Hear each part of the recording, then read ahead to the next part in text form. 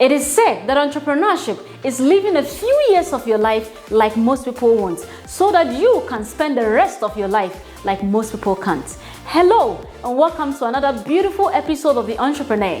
Today, we are at Delights of Eden, a thriving bakery business here in Accra, known for their delectable treats and their sugar focals. We are speaking with the CEO, Michelle Majid Michel. She's going to tell us her story into entrepreneurship, and I know you are going to be inspired. And did I tell you that she is also a gospel minister? Well, you know all about that. Let's delve into this beautiful story as we get to know her more.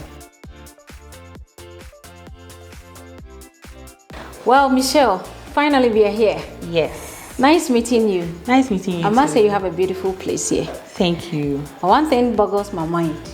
I mean, you mentioned this is a bakery business, but I see flowers all around you. Is this a bouquet flower or what? Can you tell us what this is? Yeah, so these are sugar flowers. These are roses we've made with sugar. I'm making one as we speak, actually two. And then we've got peonies as well. Oh, so you mean these are edible? Yes, these are all edible. Sugar. Wow. You can chew it. Bakers usually request these for their wedding cakes or specialty cakes. Wow. Because sugar flowers are like a luxury item. Okay. Because they're a little more expensive than fresh flowers or artificial flowers. Okay. But they add a little touch of luxury to the cake, To you the know. cake. Aha. Amazing. In fact, I actually thought it was a flower. It looks Wow. real. We try our best. So we try our what best someone here. can consume, I mean, all this. Yes, you can bite into it. Wow. Felicia, I can't let you bite into that because Yes. that's someone's work. But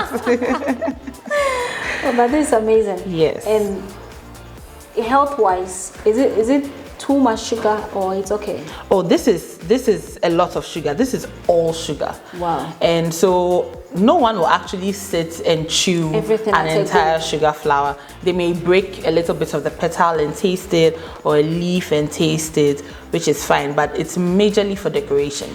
Wow. Does Yeah. it take a long time to do this? It takes a bit of time. It takes a bit of time. I always tell people that the most expensive part of sugar flour making is the time involved. Yes, it can take a regular worker up to about 20 or 30 minutes to make a rose. Wow. I've been sitting with roses for the past about 5 years. Wow. And so I'm able to finish a rose under 4 minutes. And I Whoa. keep testing my time so I can make get it- faster. Yes. Wow. Because sometimes you have to make about 100 roses and it's all timed. And so you need to be able to work as fast as possible. That's beautiful. So tell us, how did this Delights of Eden started? How did it all start? Well, Delights of Eden actually started as Mimi's Cupcakes. Okay. Mimi's Cupcakes was, how will I call it? My little experiment when I was in Central University. Wow. And so in level 400, I decided I want to try and make some extra money. So I started baking cupcakes, selling during SLC week, and it was going really well. And I said, well, let me try and experiment, try to decorate proper cakes and all of that too, and see how that goes. So my journey started from there, lots of experimenting. And if you talk to any of my friends, they will tell you they've tasted things over the years. Yes. But as the years went by, I decided I wanted to specialize or get better, improve upon my skills. And so I went for a 5-day wedding cake masterclass with Baker's Bar, Auntie Shirley at Danceman at the time. And in that class, we learned how to make flowers. And it was my first experience with sugar flowers, and I loved them. Fast forward, I went for another sugar flower class for about 2 days with a lady called LC Temptations. And in those 2 days, I realized this is something I can actually sit by for hours and not get bored. Wow. And so right after the class, I started making them, and people were getting interested in them. So I started selling, and it's almost taken over the bakery and all of that. Yes. Wow. Yes. But growing up, was this what you wanted to do, or you had a different aspiration? Growing up, I wanted to be a lawyer. I wanted to be a lawyer because my grandfather was a lawyer. Okay. And then at a certain point, I decided I wanted to be an architect because I liked pre-tech in school. It kept changing, you know, children and their minds. Yeah. I actually read human resource management in the university. Okay. I never worked with my certificates. Yes, I came out of school doing my bakery stuff, and so I just continued down that path. I did do a little bit of corporate work for about a year as an administrator, but in the same time, my business was getting bigger, so I had to stop and go full time. So that was your national service, or? My national service I did with a different institution, but I did corporate for a year, I think 2017 into 2018. Oh, okay. Yeah, so I was still doing the alongside cake stuff, exactly, alongside. Did you raise money from the cupcakes you were doing to start the main business, or? So what happened was, when I finished school, I was still selling stuff. I started selling pastries as well. Okay. And then I started to run a cafe for my aunt as well. I had a few things. I had a few of the things you need to, you know, make these cakes and all of that. And with this kind of business, when you start, you don't just start boom. You as you go along, you buy things. As you go along, you buy things, and that's what happened with me. Right from 2013, I kept buying little things. And going and going and going. So what you have, you make it work. Yeah. So there wasn't necessarily like a whole chunk of money given as capital or saved as capital to go and start the business. I just started with what I had, and I built on it as I went on. Well, in this space, in the Ghanaian baking industry, you won't find workers who are skilled with sugar flour. So they'll stay?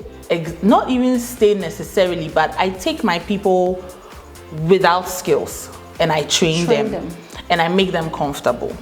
And we have open conversations. Like, if at any point you feel like you want to go, have a conversation with me, because I won't hold you back. Exactly. Rather, I want to know what you're going to do. How can I support you? And when they know that you have their best at heart, I mean, we are human, we falter from time to time, but they also think about you. They know that you are sacrificing for them, and so they also try to give off their best. But all in all, God has been very good to me when it comes to stuff. Wow. So how many years now you've been in operation? We've been running for about 6 years now. Yes, wow. Since 2018. Since 2018? Yeah. Wow. And how is the bakery business in Ghana? Is it profitable? Is it something worth doing? It is worth doing if you have passion for it, and if you are smart about it and know how to adapt to the changing economy we are living in, because this economy right now is amazing. I mean, the first things that change price are the things we use. Flour, margarine, sugar. These things are affected first. And so if you don't know how to track your expenses, and if you don't know how to adapt and think up new promotions and new offers for your clients, it can frustrate you. Wow. Is it because most of these things are imported? I would say even production here in Ghana as well is a little more expensive than things that are even imported. Yes. Wow. And so both ways, it's not very comfortable. Yeah. Yeah. Amazing. Is that glue you're using or sugar? I'm using edible glue. Oh, there's something like edible glue. I'm really learning today. Wow. I'm using edible glue to stick the petals to create the rose. You see, it's starting to form. Oh, okay. So when you started, what were the early challenges you faced? So right from the get-go, one of the things that really sort of shook my foundation was access to some of the tools and equipment I wanted to use. I felt I needed top of the line oven and mixers and that kind of thing when I started, and so I was always really stressing, how will I get this, how will I get that, trying to save money to get the best thing at once. It's good if you have the money, go all out and get the best thing because it will last. But in case you don't, it's good to start where you are. I was creaming cakes in a bowl with my hand, yes, with the wooden ladle. Exactly. And I mean, it will give you muscles and stuff. But it was just a starting point. Exactly. But when you have a goal and you realize that, okay, if I put my mind to it, I can actually do this for a while and save money. You will put your head down, not waste money on tools and all of that, and just work with what you have, then gather some money and go on ahead. Another challenge we faced when we moved into the flower side was access to varying colors and some of the flower tools. So I started to bring flower colors in from outside, because we pride ourselves in being able to make custom colors. And so someone can send you colors of their client's kente, and you have to be able to match it. And the regular colors over here, you won't really get the differences. But if you look across this range I have over here, you see if they are cosmetics products. Not at all. They are petal dusts. We use it to dust, we use it to color, yes, so that we can get varying effects and blends for our clients. That has been a major thing. So what if you become a source for other people who cannot import? That's the plan. So what we started doing was we started working on our own petal dust. Yes, I still have that in the pipeline. I have some of it available, but we're still testing to see how long the color can last. I don't like to push things that I'm not 100% about. So it will take me a while to experiment and make sure I have 100% quality. Then I'll push it out there for the market, so that when it goes, we know that people are comfortable with what they are using. Because these colors are very expensive. By the time we import and we change it to Ghana cedis, they'll be spending about 100 cedis for one. And these are small. Yes. And so if you need a wide range of colors, that's a lot of money. Yes. But making it ourselves, it will be much cheaper. Yes. Yes. So they should just give us a little time. We're working on it for them. Wow. If you're watching us, we are still here with Michelle Majid Michel, CEO and founder of Delights of Eden, a bakery business here in Accra. We're going for a quick commercial break. Please don't go anywhere. We'll be right back.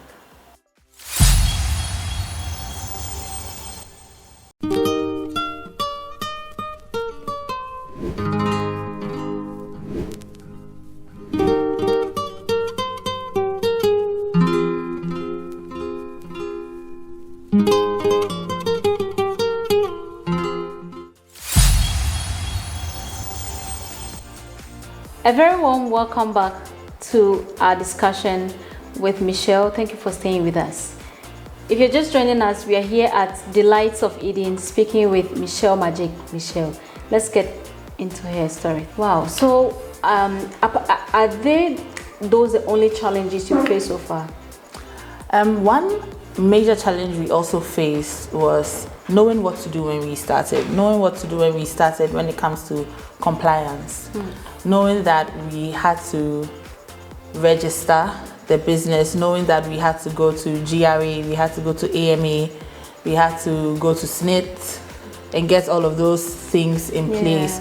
You know, for entrepreneurs starting out in Ghana, there really isn't a one-stop resource point that you can go that will say, okay, go and get registered. Then your next step is to go to GRA and go and register your company there as well. They'll show you what tax bracket you have to fit into. Go to SNIT, register yourself as well. You know, all of those very important institutions you should get into. That's not available. Wow. And so you find out as time goes on, and you can get into trouble if you're not staying on top of it. And that was a major thing for us. So that's also another thing we are looking at helping people with, helping bakers who are starting out with. Oh, that's wonderful. Yeah, because we don't just want you to go and start and then get stuck at a certain point like we did. Because I did get stuck, and there were months, for days, I would wake up thinking, hey, so what if GRE comes today? What am I going to say? You know, But once we got the information and we had some help from varying points, we are putting it together so that there's like a one-stop resource that you can go to, and it will show you do this, then do this, then do this, be fine. and you'll be on track. Wow. One wise man said, something that pained you didn't pain you enough until it gets you to the point where you find solution for others who may be going through it. So this is a very good course, and I really give you a thumbs up for that. Thank you. Wow. So if I want to start a bakery business, I mean a simple one, not as big as yours, for the start, what and what do I need? First of all, I would say to be as productive as possible, first thing, go for a class. Don't just start off of the knowledge you have maybe from the internet and all of that. I did that. And I tell people that if I had gone for a class before I started, I would be way past the level I'm at the moment. And so go for a class. If possible, intern with a successful bakery business. Like Delights of Eden. Yes, do some internship so you can learn the actual business of baking. So you can learn all of the fundamentals that turn it from a hobby to a business. Record keeping and inventory and all of those things. How to deal with customers. Revenue management. Exactly. All of these important factors. You need to get it before you go and put money in there. Yes. And so that's the first thing I would say. Get a class and try and do an internship. How long does it take to be a baker? I won't say that there's a specified number of weeks, months, or years, because it depends on what you're looking for, what your goal is. If your goal is to be the best wedding cake decorator, then you should know that for the next maybe 5 years of your life, you are consistently learning. The learning never stops because there's always something new coming, and so you are consistently learning. But if you're someone who has no knowledge at all, and maybe you want to learn how to make whipped cream cakes and simple wedding cakes, we have courses that run for 2 months. Yes. And so within 2 months intensive, you will learn how to bake, you will learn how to decorate with whipped creams, you learn how to make cupcakes, you learn how to make basic flowers, how to make fondant, how to cover dummies, how to cover wedding cakes, how to structure the cakes, how to transport them.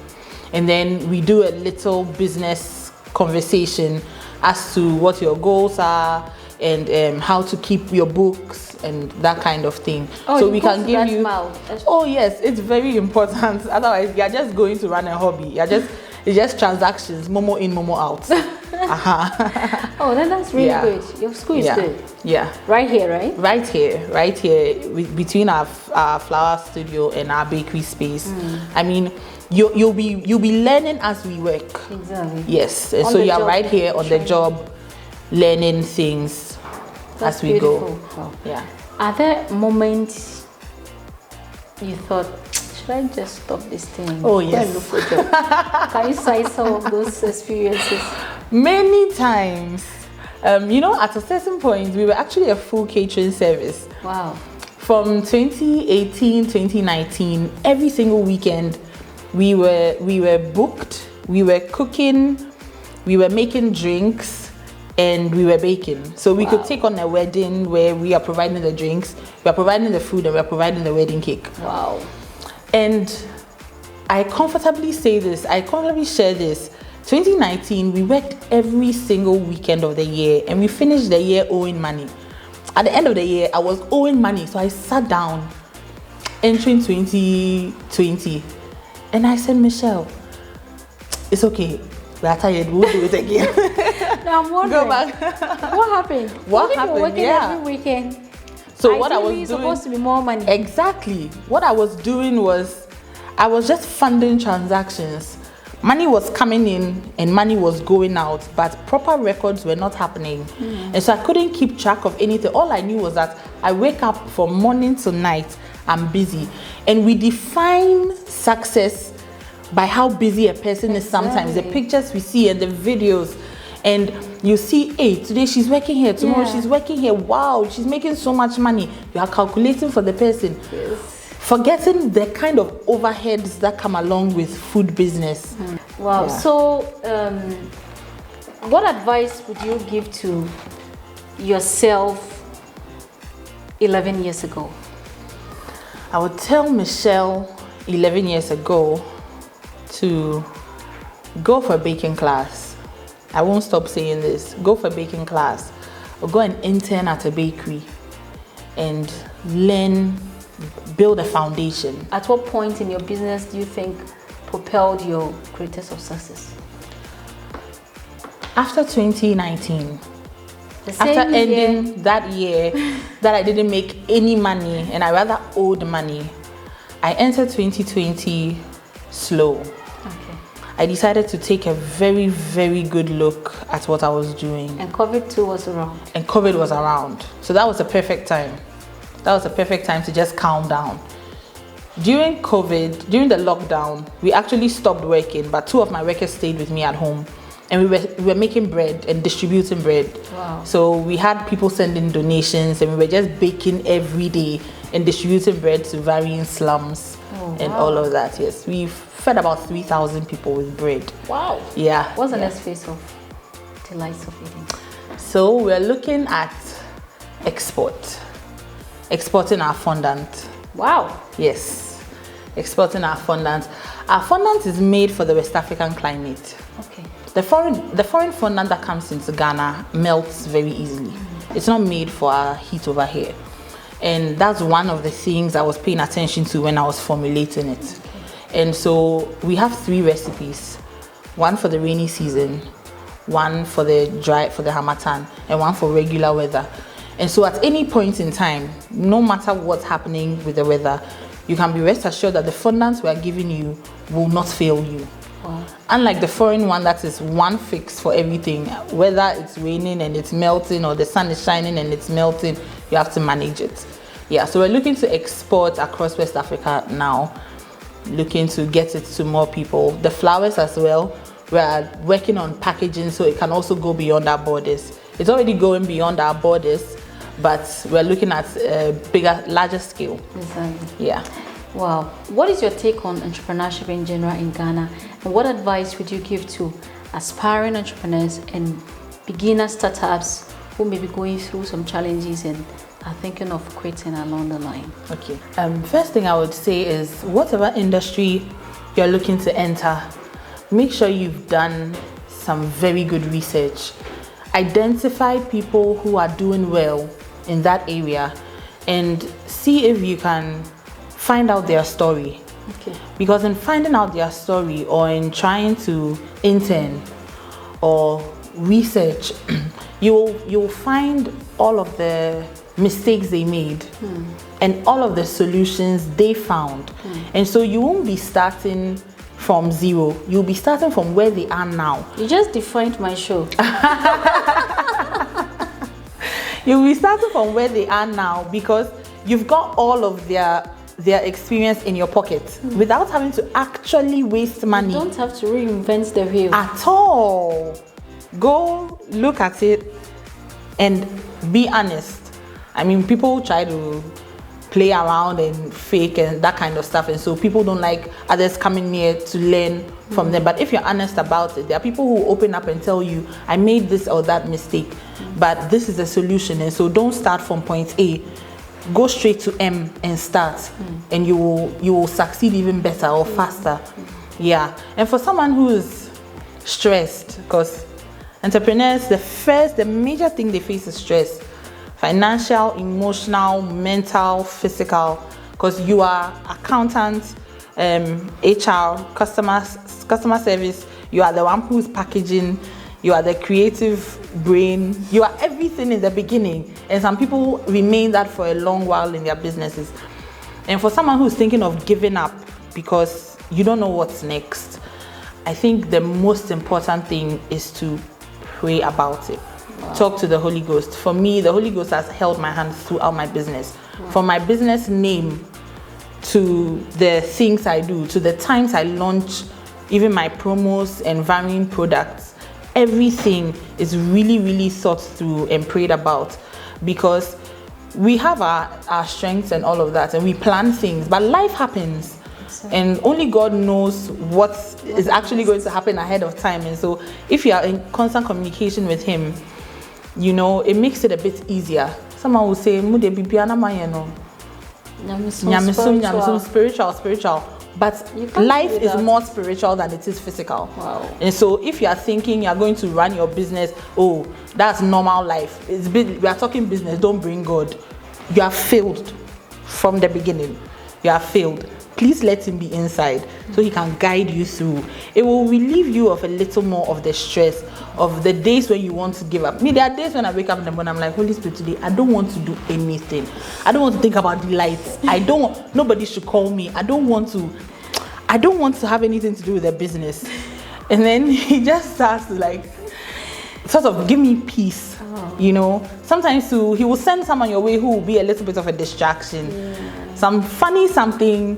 It will take your mind off the business a bit, and you come back and you're rejuvenated, and you can actually give your best. Exactly. Yeah. So that brings me to the other side of your outside entrepreneurship now.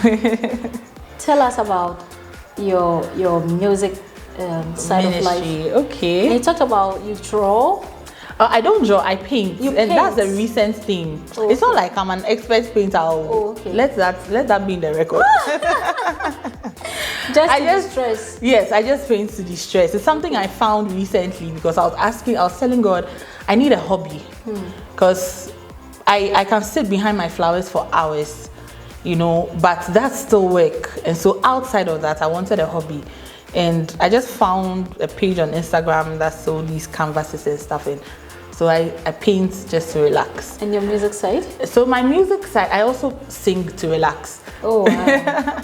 But I have 2 singles out. The first one is called We Ascribe Glory. Wow. And the second one is Greater Glory. Give us a little acapella. Oh, wow. Pressure. This is pressure. The first one, we ascribe worship, actually.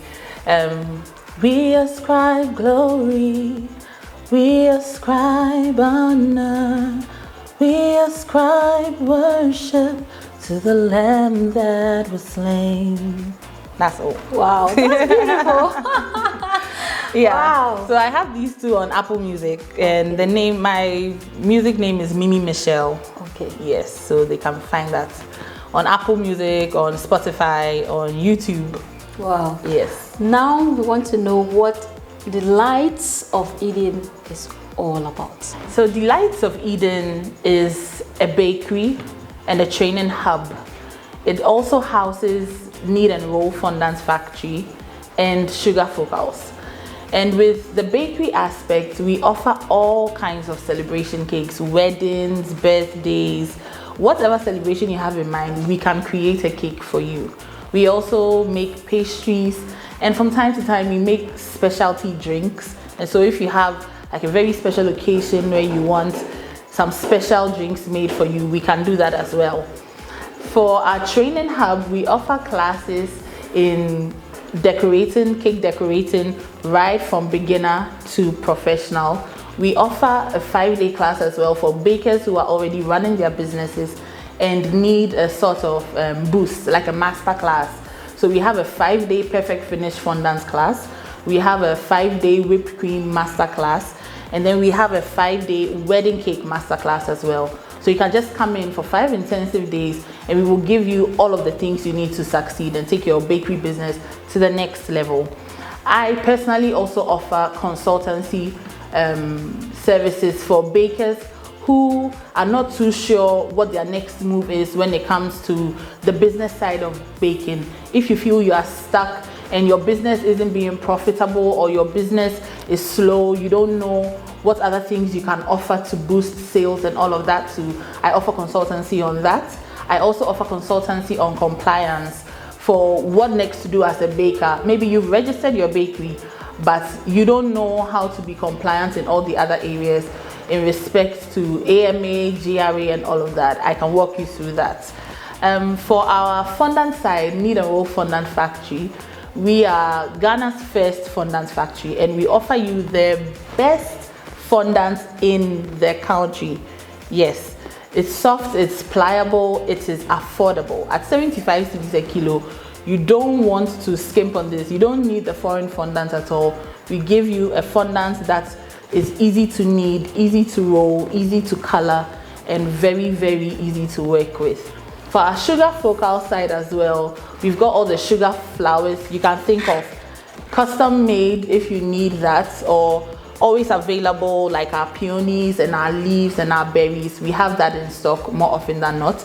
And so you can just give us a call or send a text message, and you can send the pictures of the flowers you need, whatever colors you need them in, and we will work on them for you. Thank you. Wow, this is simply amazing. Thank you so much for sharing your inspiring and, in fact, lesson-packed experience with us. We are very, very grateful. Thank you too, Michelle. Thank you so much. And to our wonderful, cherished viewers, we are very grateful that you joined us today. I know you've learned a thing or two about what you are either doing or what you want to start. Don't sit on that idea. Start. Like Michelle rightly advised, get some knowledge about it if you have to. If you don't have it right now, either intern for somebody who is already doing it, or go to school, a short course about it. Kick it start. It may not be easy from the beginning, but you will surely make it if you don't give up. Thank you for joining us. We'll be bringing you more inspiring stories like this. Stay right here with us. Don't go anywhere. Thank you. Till next time, this is Esther Dichumwa, your host. Bye.